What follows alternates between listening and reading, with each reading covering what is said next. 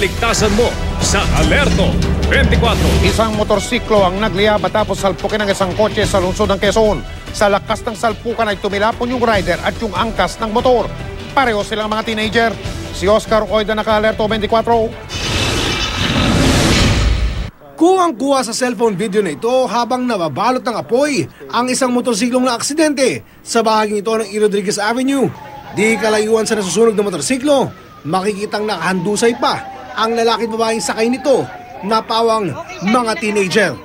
Alas 11:30 ng gabi, nang salpukin umano ng isang kasalubong na kotse ang motorsiklo ng mga biktima. Ang nakita ko na lang itong motor na nagumagaywang-gaywang. Ang bilis doon yung tulin.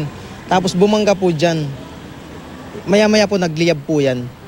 Ang lalaking sakay nito, humampas pa umano ang ulo sa windshield ng nakabanggang sasakyan.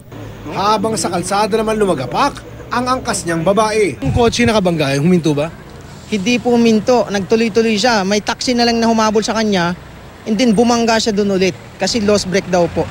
Ang nakabanggang sasakyan, inabutan na ng mga otoridad mahigit 500 metro mula sa pinangyarihan ng salpukan. Wasak na wasak ang unahan. Ang tatlong sakay nito na puro mga teenager din pala, kabilang ang isang babaeng modelo, lahat sila nagtamo rin ng mga sugat sa iba't ibang bahagi ng katawan. Kwento ng nagmamaneho sa mga pulis. Kaya ang sabi niya, gumiwang yung kotse niya at na-lost control siya, kumabig pa kaliwa.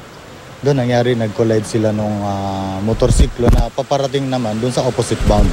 Patuloy ang investigasyon ng mga pulis sa insidente. Oscar Oida, naka-Alerto 24.